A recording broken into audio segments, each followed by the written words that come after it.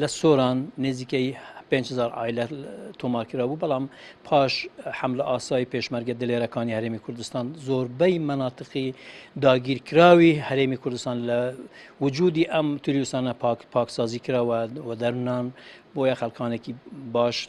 وەکو مەخمور و گوێر و زمار و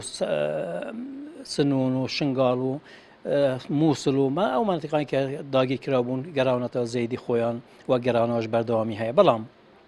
تاکو ئێستا نزیکە 1800 عائلە کە 8,000 نفوس لە خۆ دەگرێت لە هەر چوار قەزە بوونیان هەیە وجودیان ماوە ئەوانش خەڵکی ئەو مناتیقانەی کە ئازاد نەکراون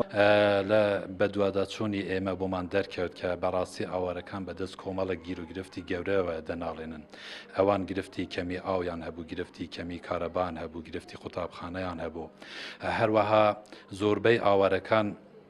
بەڕاستی بە حکمی ئەوەی داهاتێکی سابتیان نەبوو موچەیەکی سابتیان نەبوو ناچار بوون پەنا بۆ کارکردن ببەن و چاویان لە هاوکاری ڕێکخراوەکان بیت بەداخەوە دەرفەتی کارکردن کەم بوو و ڕێکخراوەکانیش هاوکاریەکانیان ڕاگرت بوو لە سەرەتای ئەم ساڵەوە و ئەمە گوشارێکی گەورەی دروست کرد بوو بۆ سەرژیانیان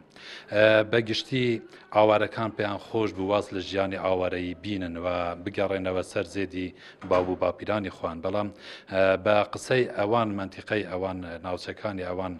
ناوچەی ئامنین و ئاماژیان بەوە دەکرد کە بوونی حەشدی شعبی و بوونی پەکەکە ڕێگرە لە بەردەم گەڕانەوەیان